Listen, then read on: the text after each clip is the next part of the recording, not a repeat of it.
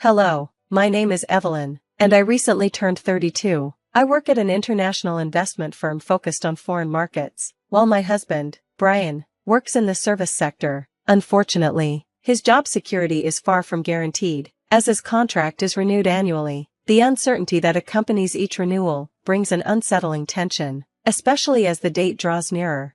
Brian comes from a family that holds government positions in high regard. Both his parents worked in government roles, and his sister currently holds a government job. As a result, they view my position in the private sector with disdain, often implying that working for a company focused on profit is less respectable. To them, private sector jobs are what you settle for when you can't secure a government role, and working for a foreign company is considered a last resort.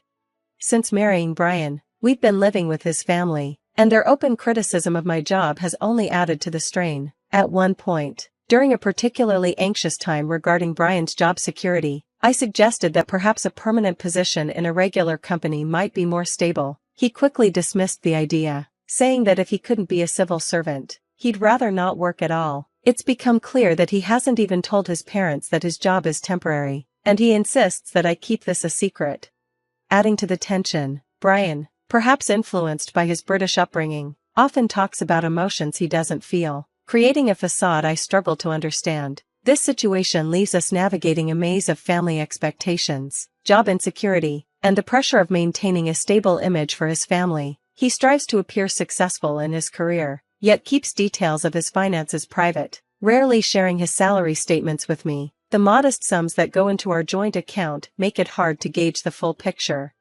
Curious about his earnings, I once asked him during a family gathering about his salary, especially since he's now a section manager. He replied vaguely, "You can earn so much these days." While I know my income as a bond trader is substantial, often exceeding many corporate salaries, I wasn't sure how my earnings compared to his position in the government. My mother-in-law, hearing this, seemed impressed by what I make, but admitted that she couldn't gauge it against the salaries from her era. "It seems Brian is doing well," she said proudly. Brian's sister, overhearing our conversation, chimed in with a hint of sarcasm, suggesting that if Brian were in her position, he might have been a division head by now. "Government jobs do pay well, don't they?" she remarked. Brian, clearly uncomfortable, regretted bringing up the topic at all. He quickly steered the conversation elsewhere. "Let's not talk about salaries anymore. By the way, did anyone meet with the housing company representative who visited recently? Are we considering renovations for this house?" Sensing his need for a topic change, I played along and began discussing potential home improvements. As I mentioned the kitchen remodel, I was sharply interrupted by my mother-in-law. "Stay out of family matters. You're just a daughter-in-law. Keep quiet and do as you're told." Her glare was icy, and it was clear that she was always dissatisfied with anything I contributed to the conversation. The root of her dissatisfaction seems to stem from my not working in government, a prestigious occupation in her eyes. She also believes that I control all of Brian's earnings, dictating how much he can spend by giving him an allowance. In reality, Brian's salary mostly covers his personal expenses, while my income from the investment firm pays for the majority of our household costs. My sister-in-law, who also lives with us, doesn't contribute financially. She often makes comments that suggest she believes we're financially well off and don't need her help. "You're taking money from an elderly couple who only have their pension, and Brian earns a lot, so you're not struggling, right?" she says, showing no willingness to help with expenses. Living in Brian's family home saves us from the burden of rent, allowing us to manage on my salary alone, but it creates a palpable tension. After dinner, when talk of possibly working with a housing company came up, I found myself excluded. Instead, I busied myself cleaning the kitchen, while neither my mother-in-law nor my sister-in-law lifted a finger to help.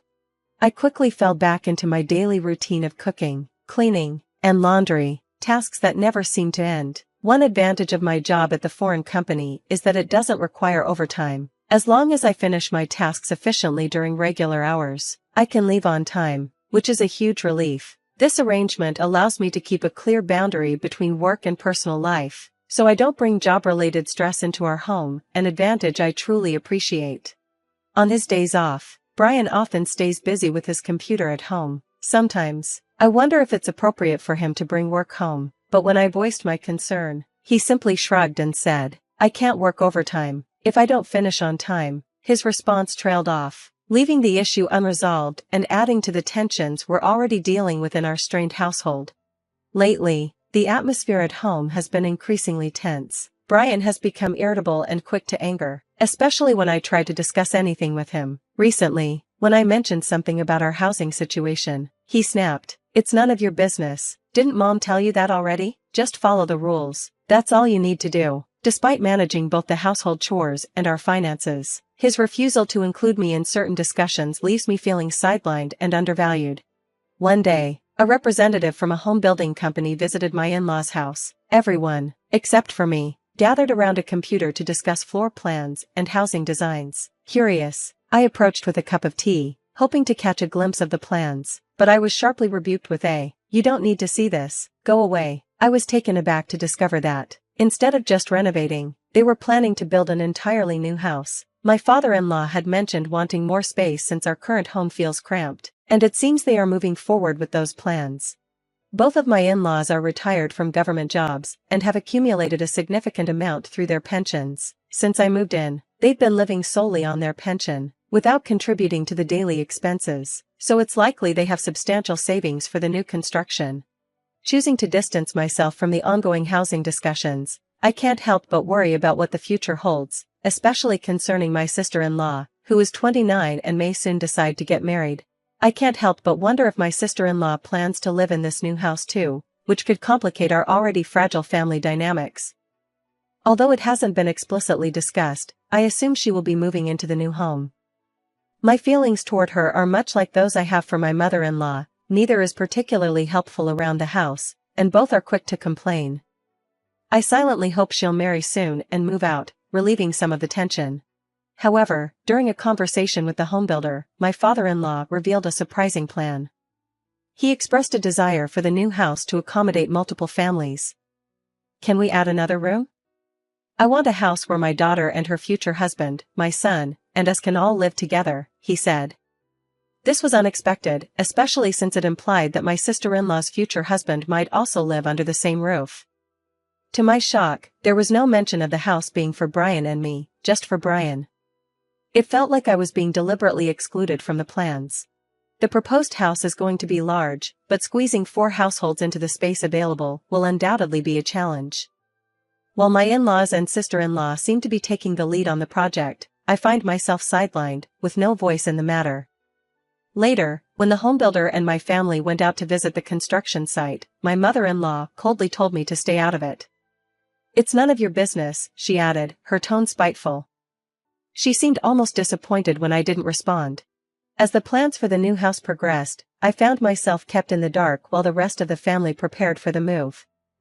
One day, seeing my husband seemingly disengaged, I asked, "Aren't you going to help with the move?" His response was short and irritated. "Why should I? Aren't you handling it?" I was left even more confused. Why was he angry when I was simply trying to understand our plans? I felt completely out of the loop about when and where we were moving. As the days passed, I began preparing for the move in whatever way I could, still frustrated by the lack of communication and the unspoken expectations placed upon me.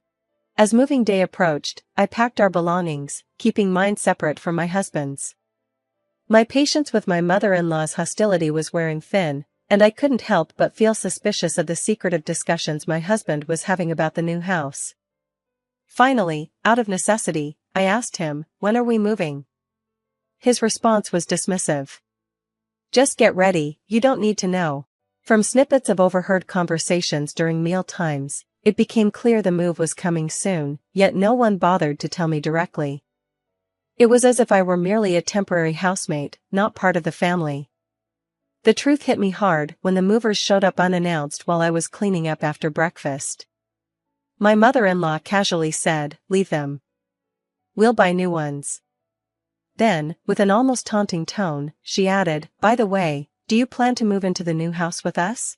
In that moment, I realized they had been deliberately excluding me from discussions about the new house and had kept the moving day a secret as part of a calculated plan to push me out. My husband, standing silently behind her, laughed along but said nothing, suggesting he was in agreement with their scheme. I had expected something like this, which is why I had packed my things separately. Now, face to face with their animosity, my mother-in-law coldly stated, "From now on, only the family will live here. Do as you wish." My sister-in-law, who looked genuinely concerned, probably thought I would beg to stay, tearfully pleading my case.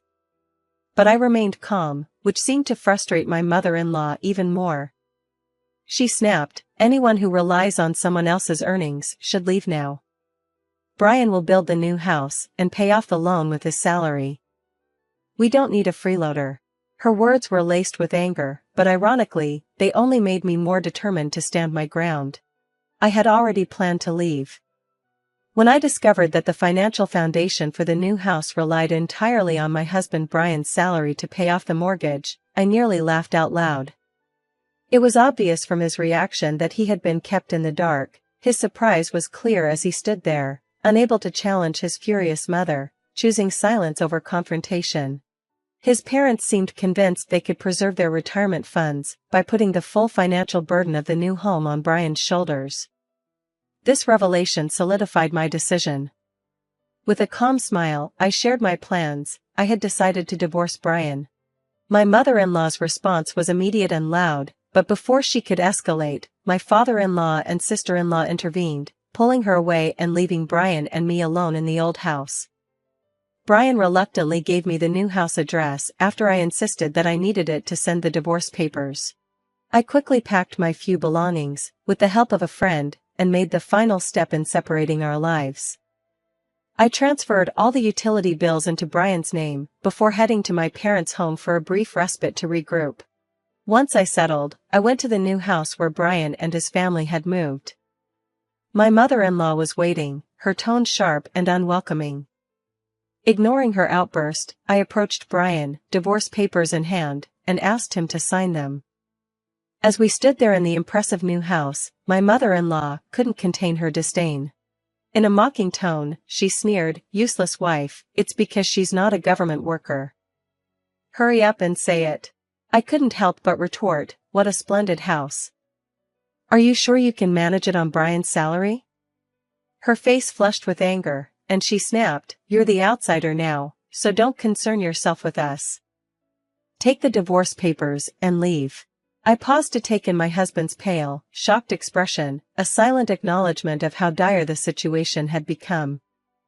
Holding the divorce papers, I left their house, my mother-in-law's furious gaze following me out.